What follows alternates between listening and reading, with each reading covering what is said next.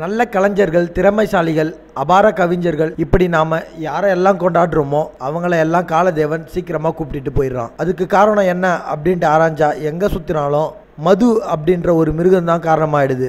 Cinema உலகில் மட்டும்தான் எல்லாமே பைசா செலவில்லாமல் வந்து குவியும். அது மதுவோ மாதுவோ.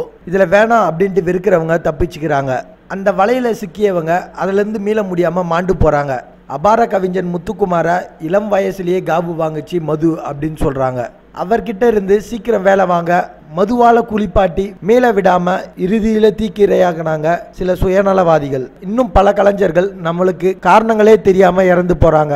அந்த வரிசையில நம்ம எல்லாம் சிரிப்பு அலையில ஆழ்த்திய மகா கலைஞன் சிட்டி பாபு ரொம்ப சின்ன வயசுலேயே அதிக அளவில் சக்கரை நோய் தாக்கி மயங்கி விழுந்தாரு.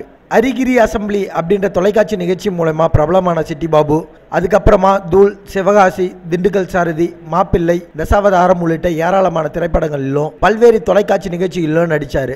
ரொம்பவே வேகமா உயர்ந்த இடத்தை பிடிச்சிட்டு வந்தாரு. இந்த நிலையில இவருக்கு ஏற்கனவே ஹார்ட் ப்ராப்ளம் இருந்திருக்கு. இதுக்காக பைபாஸ் சர்ஜரி செஞ்சுக்கிட்ட சிட்டி பாபு திரைப்படங்கள்ல நடிக்கிறத தவிர்த்துட்டு 2 வருஷங்கள் வீட்டில் ஓய்வு எடுத்து வந்தாரு. அப்புறமா மீண்டும் நடிக்க தொடங்கிய அவர் சில படங்கள்ல நடிச்சுட்டு வந்தாரு. ஆனா உபாதை அதிகமாகி தான் மயங்கி சரிந்தார். இந்த இளம் வயசுல இவருடைய உடம்புக்குள்ள ஏன் இவ்வளோ பிரச்சனைகள்?